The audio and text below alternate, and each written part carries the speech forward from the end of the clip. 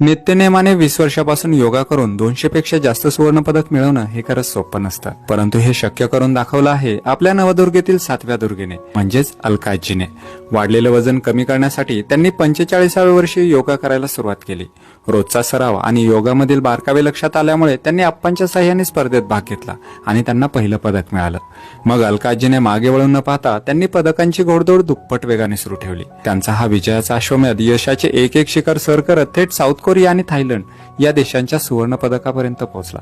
या संपूर्ण प्रवासात त्यांच्याकडे 200 पेक्षा जास्त सुवर्ण पदक, सर्व वयोगटातील सर्वोत्कृष्ट पुरस्कार आणि योगामधील सर्वोच्च भारत योग रत्न असे सन्मान आहेत. तसेच त्यांनी योगामधील डॉक्टरेट ही पदवी सुद्धा मिळवली. वयाच्या 65 मध्ये सुद्धा अलका आजी तितक्याच लवचिकतेने योगा करतात. तर या 65 वर्षाच्या तरुण आजीची स्टोरी आपल्याला एवढंच सांगते की इच्छाशक्ती असेल तर सुरुवात कधीही करून स्वतःला सिद्ध करता येतं. ही प्रेरणादायी स्टोरी तुमच्यासाठी सेव्ह करून ठेवा आणि हा व्हिडिओ त्यांना शेअर करा जे नेहमीच उद्यापासून व्यायाम करण्याचं प्रॉमिस करतात. कारण